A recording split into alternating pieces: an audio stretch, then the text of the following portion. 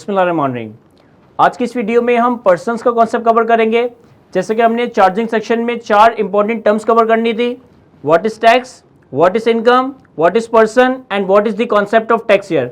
तो आज की इस वीडियो में, आज के इस लेक्चर में हमने पर्सन्स का कॉन्सेप्ट कवर करना है। आपके टैक्स लॉ में टैक्स पेयर को 7 पर्सन में से किसी एक पर्सन में कैटेगराइज किया जाएगा। जब भी हम किसी टैक्स पेयर की इनकम टैक्स कंपटीशन करेंगे, उसे इनकम टैक्स मामलात के तहत असेस कर रहे होंगे, तो सबसे पहले हम ये देखेंगे कि हमारा टैक्स पेयर इन 7 कैटेगरीज में से कौन सी कैटेगरी का पर्सन क्लासिफाई हो रहा है। वो 7 पर्सन कौन कौन सा है?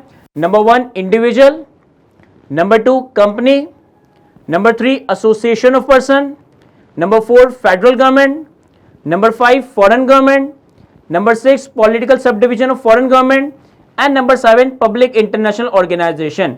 तो हमारे टैक्स लॉ में टैक्स पेयर को इन 7 में से किसी एक पर्सन के तहत कैटेगराइज किया जाएगा, क्लासिफाई किया जाएगा और फिर अकॉर्डिंगली उसकी टैक्स लायबिलिटी वगैरह हम वर्कआउट कर रहे होंगे।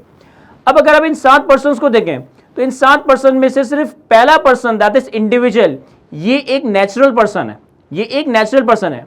बाकी के जो 6 हैं, company, AOP, federal government, foreign government, political sub division of foreign government और पब्लिक इंटरनेशनल ऑर्गेनाइजेशन, बाकी के 6 person artificially legally created person है। तो इन 7 पर्सन में से पहला वाला पर्सन नेचुरल पर्सन है, बाकी 6 पर्सन आपके आर्टिफिशियली लीगली क्रिएटेड पर्सन है। अच्छा, अगर हम इंडिविजुअल की बात करें तो लेटर स्टेज पे इंडिविजुअल को भी 2 कैटेगरीज में बाइफरकेट किया गया है। One is called salaried individual and the second one is called non salaried individual. Sir क्या फर्क है सैलरीड इंडिविजुअल में, क्या फर्क है नॉन सैलरीड इंडिविजुअल में और क्यों इसे सेग्रीगेट किया गया? जब हम इनकम टैक्स ऑर्डिनेंस के फर्स्ट शेड्यूल में एक इंडिविजुअल के टैक्स रेट्स देखते हैं ना, तो इंडिविजुअल के टैक्स रेट सैलरीड इंडिविजुअल के लिए और नॉन सैलरीड इंडिविजुअल के लिए अलग अलग दिए हैं। सैलरीड इंडिविजुअल के लिए एक अलग स्लैब रेट ऑफ टैक्स दिया हुआ है और नॉन सैलरीड इंडिविजुअल के लिए एक अलग स्लैब रेट ऑफ दिया हुआ है, स्लैब रेट ऑफ टैक्स दिया हुआ है। अब हमें कैसे पता चलेगा कि हमारा जो इंडिविजुअल है वो सैलरीड है या नॉन सैलरीड है? तो इसका भी तरीकेकार फर्स्ट शेड्यूल में ही है। अगर एक इंडिविजुअल की सैलरी इनकम, अगर एक इंडिविजुअल की सैलरी हेड में अराइज होने वाली इनकम इसकी टैक्सेबल इनकम के 75% से ज्यादा है, अगर एक इंडिविजुअल की सैलरी इनकम यानी कि सैलरी के हेड में जो हम इनकम कैलकुलेट करेंगे, अगर सैलरी का अमाउंट इंडिविजुअल की टैक्सेबल इनकम के 75% से ज्यादा है, 75% से ज्यादा है, तो ये इंडिविजुअल सैलरीड इंडिविजुअल कहलाया जाएगा।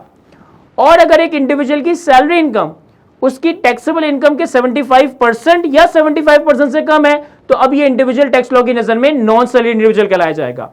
अगर एक इंडिविजुअल की सैलरी उसके टैक्सेबल इनकम के 75% से ज्यादा है, तो अब ये इंडिविजुअल सैलरीड इंडिविजुअल है। आप simply salary divided by taxable income ratio निकालोगे। अगर सैलरी टैक्सेबल इनकम के 75% से ज्यादा है तो ये इंडिविजुअल सैलरीड इंडिविजुअल है, इस पे सैलरीड इंडिविजुअल का slab rate of tax apply होगा। और अगर इंडिविजुअल की सैलरी उसके टैक्सेबल इनकम के 75% एग्जैक्ट या 75% से कम है, यानी कि आपने salary divided by taxable income ratio निकाला, ये लेस देन 75% आता है, अब ये इंडिविजुअल नॉन सैलरीड इंडिविजुअल कहलाया जाएगा और उस पर नॉन सैलरीड इंडिविजुअल के टैक्स रेट्स अप्लाई हो रहे होंगे।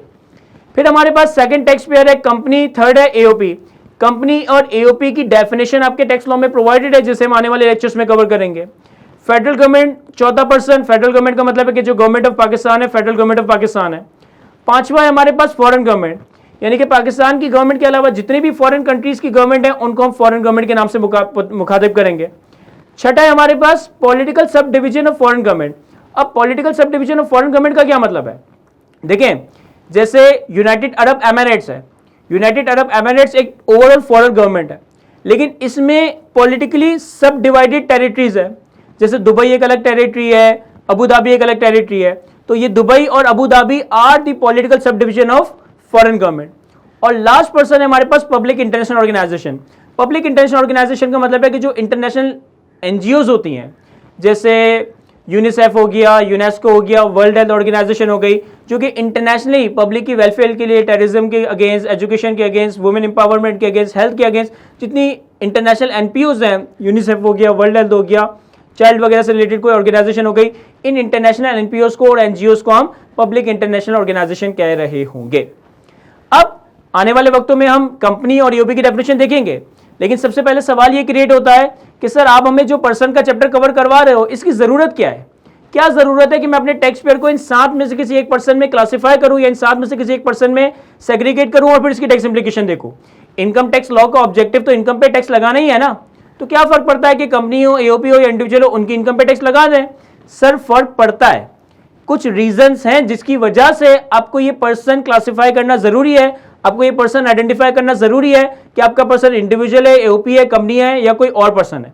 फॉर एग्जाम्पल, सबसे पहला रीजन है to determine the applicable tax rates. जब तक आप अपना पर्सन आइडेंटिफाई नहीं करोगे, आप उनके टैक्स रेट्स आइडेंटिफाई नहीं कर सकते, आप उनके टैक्स रेट डिटरमाइन नहीं कर सकते। क्योंकि जैसे कि मैंने इंडिविजुअल में बताया, इंडिविजुअल के लिए सैलरीड और नॉन सैलरीड इंडिविजुअल के लिए स्लैब रेट ऑफ टैक्स दिया हुआ है। इसी तरीके से आपके टैक्स लॉ में एओपी के लिए एक अलग स्लैब रेट ऑफ टैक्स दिया हुआ है। इसी तरीके से आपके टैक्स लॉ में कंपनी के लिए कॉर्पोरेट टैक्स रेट अप्लाई होगा। तो अगर हमारा टैक्स पेयर इंडिविजुअल है तो उसका अलग रेट है, एओपी है तो अलग रेट है, और कंपनी है तो उसके ऊपर कॉर्पोरेट टैक्स रेट अप्लाई हो रहा होगा। एक और रीजन है to determine applicable tax regime. To determine applicable tax regime, ये एक एडवांस कॉन्सेप्ट है जिसे हम एक बहुत ही लेटर स्टेज पे कवर करेंगे कि हमारे टैक्स लॉज में जो डिफरेंट तरह की इनकम फॉल करती है ना, उनके ऊपर टैक्स चार्ज करने के लिए हम उनको डिफरेंट रिजीम्स में, डिफरेंट कैटेगरीज में बाइफरकेट करते हैं।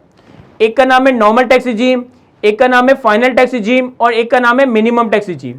तो ये जो normal tax regime, final tax regime या मिनिमम टैक्स रिजीम की क्लासिफिकेशन या कैटेगराइजेशन होती है, ये भी at times depending upon the status of person होती है कि आपका पर्सन कौन सा पर्सन है, उस हिसाब से उस पर normal tax regime, minimum tax regime या फाइनल टैक्स रिजीम अप्लाई होगी।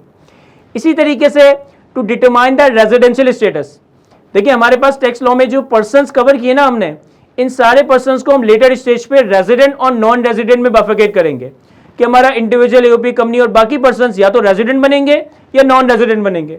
रेजिडेंट बनेंगे तो उनकी ओवरऑल वर्ल्ड वाइड इनकम, यानी कि पाकिस्तान सोर्स इनकम और फॉरेन सोर्स इनकम दोनों ही आपके इनकम टैक्स लॉ में चार्जेबल टैक्स होगी। और अगर नॉन रेजिडेंट बनेंगे तो नॉन रेजिडेंट के केस में सिर्फ और सिर्फ उनकी Pakistan source income income tax law में चार्जेबल टैक्स होगी। तो रेजिडेंशियल स्टेटस को आइडेंटिफाई करने का एक सेपरेट सेक्शन, एक सेपरेट क्राइटेरिया है। तो जब तक हमें सही पर्सन ही मालूम नहीं होगा, हम उनका रेजिडेंशियल स्टेटस डिटरमाइन नहीं कर सकते। इसी तरीके से to determine applicable tax exemptions and tax credits, law maker ने डिफरेंट टैक्स पेयर्स को डिफरेंट तरह के कंसेशंस दिए हैं, एग्जेम्पशंस दिए, टैक्स क्रेडिट्स दिए। कुछ इंडिविजुअल्स के लिए हैं, कुछ कंपनी के लिए है, कुछ एओपी के लिए। तो जब तक मैं अपना पर्सन सही आइडेंटिफाई नहीं करूंगा, मैं उनके लिए रेलेवेंट एग्जेम्पशंस या क्रेडिट्स को आइडेंटिफाई नहीं कर सकता। तो ये कुछ रीजंस थे। इन रीजंस की वजह से पर्सन्स की आइडेंटिफिकेशन बड़ी जरूरी है, और पर्सन की आइडेंटिफिकेशन के बाद फिर आप इनकम टैक्स के बाकी मामला देख रहे होंगे। आई होप ये पर्सन का कॉन्सेप्ट मैं आपके साथ अच्छे से एक्सप्लेन कर सका हूं, आपको अच्छे से डिस्कस कर सका हूं। आज की वीडियो को यहीं तक रखते हैं। Thank you.